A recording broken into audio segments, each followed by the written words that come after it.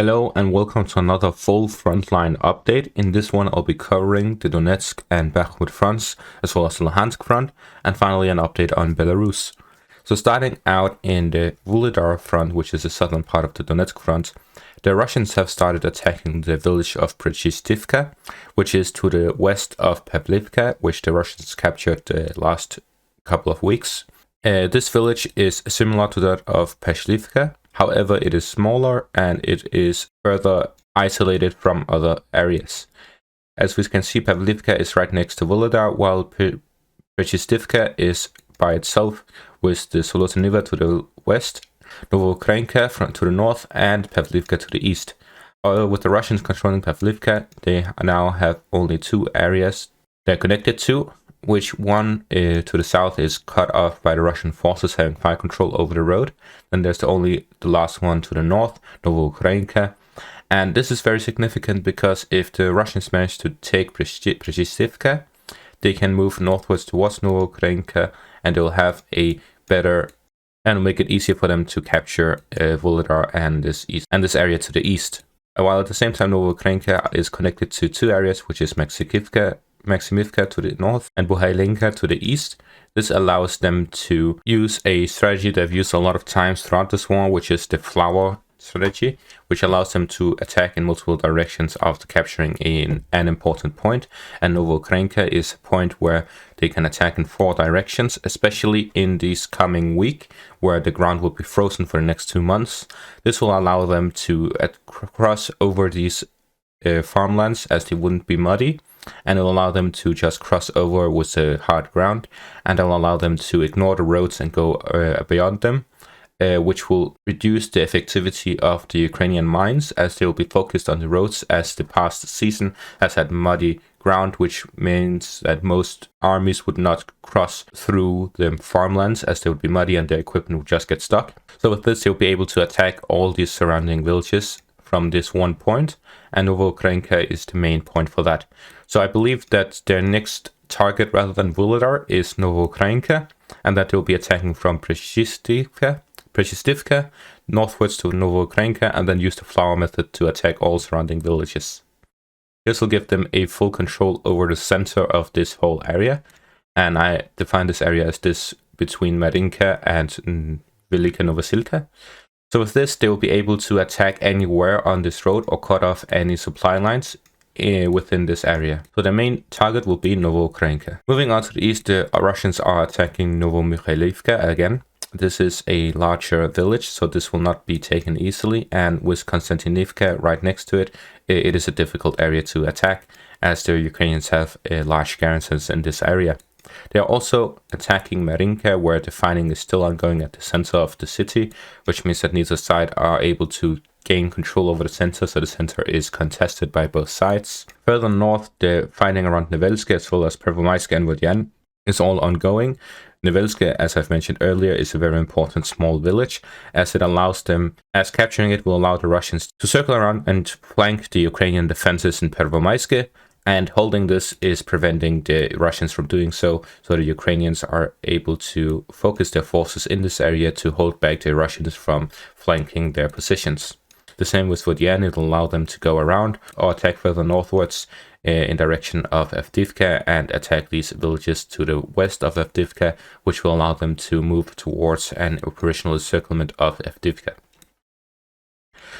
Further north to the Bakhmut front, the fighting is ongoing around Udpate as well as Bakhmut itself, from the northeast, eastern and southern part.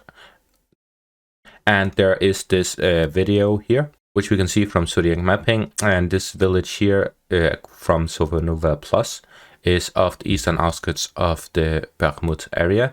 This video shows the destruction of the eastern area of Bakhmut, and specifically where it is on the map. It is exactly by these coordinates here, which is to the east of Bakhmut. So this whole destruction area, as well as no indication of any troops in this area, means that the fighting is not happening over here. It has happened and it's over, but it's now moved on, which is to the west of this area. And we see here throughout this area that the Russians have captured this whole area as well, and are now moving towards the residential area, which they have the eastern part of it. However, it's very interesting to see all this destruction, as there's used to be a lot of buildings here and now it's just rubble and a lot of open ground. Which is how we see that the Russians are fighting in Bakhmut, which is why it's taking so long. They are destroying all the smaller buildings and destroying the apartment complexes as well, which allows them to pass through, which forces the Ukrainians to pull back from these positions. That would be very difficult to fight from these positions, and then they will capture the ground, simply avoiding a lot of casualties, as they have superior firepower, which allows them to shoot a lot more artillery than Ukraine is able to, which means that they'll be shooting a lot more and they'll be destroying the Ukrainian positions, and as such the Ukrainians will be suffering casualties and losing ground at the same time, while the Russians are just expending a lot of artillery shells. Which explains why the Ukrainian casualties is much higher than the Russians, as the Russians have been using this strategy since the very early part of the war, from around April. They've only been using this strategy, so about 8 months now they've been using this strategy solely. And with the superior firepower, it means that generally every place they're fighting in looks like this.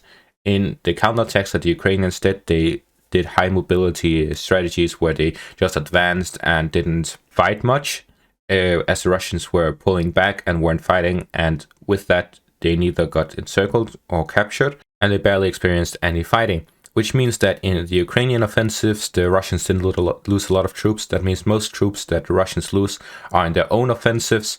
And as we can see, they're heavily relying on the artillery, which indicates that they have less casualties than the Ukrainians. And if you want to look at a detailed video about that, then you can look at History Legends' video. He made a very detailed video about the casualties of both sides. And he estimated the Russian casualties to be about 20,000 killed and a total of 100,000 casualties, where the Ukrainians had about 100,000 killed and about 400,000 casualties total.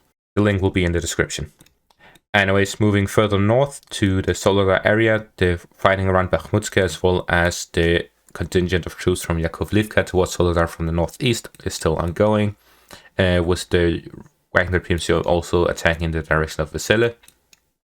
In the Bilohorivka area, the fighting is ongoing, and the Ukrainians have actually started attacking Dibrova from the south after capturing most of the forest, which allows them to gain better control over the south of the Luhansk region. And this will also allow them to attack east-west towards Kreminna once they've taken Dibrova, which will allow them to attack it from 3 directions: from the northwest, from the west, and from the southwest. Further north in the area of Selmachivka, the Russian troops are still attacking it, hoping to gain control of the eastern bank of this river here. And finally, the northeastern part of the Kharkiv region, we see that the Russians are attacking both Meshutivka as well as the Vorishne Ryanikivka area. They are trying to get control over the eastern bank of the Oskil River in the far north. The Manpershi itself is contested, and the Russians have also engaged in some fighting to the south of Vilshana, so in the direction around here.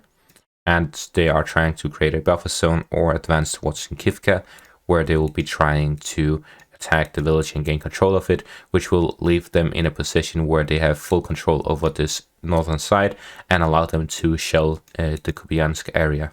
And then finally, here in the Belarus area, there is the largest recorded transport of equipment since the war began. As we can see in this map here, we see that there is a ton of equipment going towards Minsk, as well as southwest towards a training ground here, as well as to the training ground in the central lower area, and to the villages and to the cities in the south of Belarus, including Brest and Gomel, but also this one here, which indicates 2 things. The first one is that the troops who are closing in on finishing training are receiving their equipment now before they are to be deployed, and there are equipment that is being deployed by the border to make it easier for them to transport at a quite fast pace. We are seeing something deployed to the training grounds and something deployed to the front line, which indicates that there may be some kind of offensive being planned here.